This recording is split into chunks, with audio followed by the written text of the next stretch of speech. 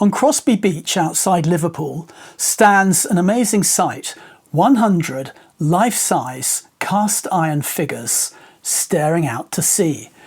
They're the work of a contemporary sculptor, Anthony Gormley, and they stand there each day as the tide rolls in, as the sea partially covers some of them, entirely submerges others before rolling out again. And there they remain, strong and steadfast. And they do so because they've got anchorage. There's a 2-metre vertical steel pile running down from the base of each of them deep into the ground. And I think of them as we come to our psalm today, Psalm 11. I would love it if you could open that up and look at it and read it as I'm describing it. It's a psalm of David, and it describes a mind and heart assailed by a sense of deep threat, even imminent disaster. In the opening lines, David's counsellors or advisors urge him to flee from his current situation. They look fearfully into the shadows and they describe the wicked lurking there, about to unleash arrows against David. And they speak of the foundations being destroyed, presumably the foundations of life. They could equally well be the murmurings, though, of an anxious, fretful, even paranoid mind. Perhaps a fretful mind such as ours at points during lockdown in COVID-19. When they speak of the foundations being destroyed, it's classic agitated letter to the times. Now, this is probably, I think, a psalm written by David at a time when he faced imminent threat from Saul. And in the same way, COVID-19 forces us to face our fears. We're asked neither to minimise our fears and become reckless and foolhardy and breach lockdown regulations, but nor to catastrophise and to become over-fearful. That's what David senses his advisors being here. And so he now turns away from them, rejecting their advice and seeking perspective elsewhere. He finds that by setting his face to God. He turns to God and he begins to describe and rehearse to himself who God is. He says, God is in the temple. God is on his throne. He's going to go on in a minute to talk about what God does, but here he just rests in God's isness, if you like, in his sovereignty, in his control over all things. And as he begins to do this, we sense David gaining and drawing strength from this meditation. There's a moment in C.S. Lewis's The Lion, the Witch and the Wardrobe where Aslan asks Lucy to wake up the other children and tell them that they need to follow him. And she's apprehensive about doing this because she knows that Aslan is not going to be visible to them. And so she nervously and anxiously buries her face in his mane. This is what we read. Lucy buried her head in his mane to hide from his face. But there must have been magic in his mane. She could feel lion strength going into her. Quite suddenly, she sat up.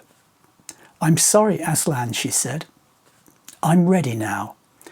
"Now you are a lioness," said Aslan, "and now all Narnia will be renewed."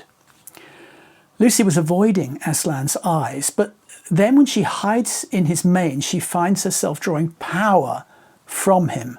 We remember the same thing happening with the woman who touched the hem of Jesus' robe, and power streamed into her. And in the same way, in our psalm, David buries himself in God and becomes steadfast as a result. Resting in God allows him to be steadfast, stand strong, withstand the tides of opposition that are coming against him. God, if you like, is the one who gives him anchorage. God is the 2-metre vertical steel pile beneath his feet. And because of this, like Gormley's figures on Crosby Beach, he's going to stand steadfast against the sea of threat coming against him. Now, if that's all this psalm was, it would be wonderful and extraordinary. But it's actually also more than that. It's more than what the 18th century preacher Charles Simeon described as a song of the steadfast. It is all of that, but in the final line there's also a hint of something more. Because God is not just David's refuge and hiding place. God doesn't just harbour him and hide him.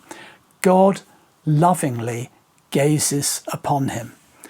The psalm moves beyond describing God as a hedge and a shield to David to describing God meeting David in intimate encounter.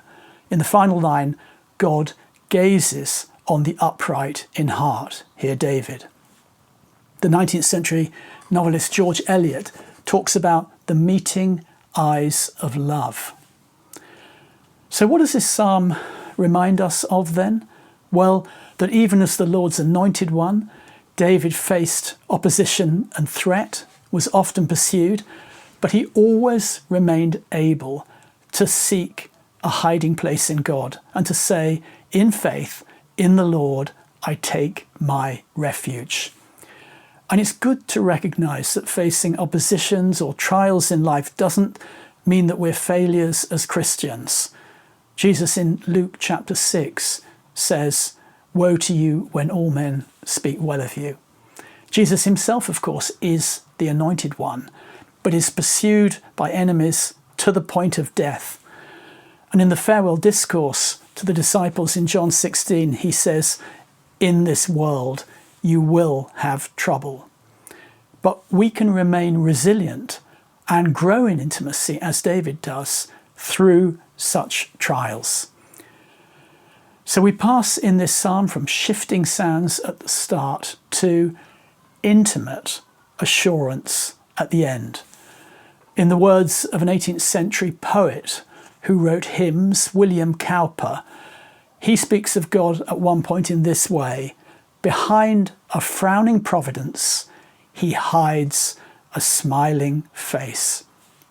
God smiles upon David, and even though David's situation at the beginning seems to indicate God frowning on him, behind that is revealed a loving, gazing God. And that looks forward to the point in time when, for each one of us, there will be no more opposition, no more enemies, no more pestilence or plague, no more looking through a glass darkly or even through a Zoom screen, but absolute assurance that we and God will be gazing on each other face to face.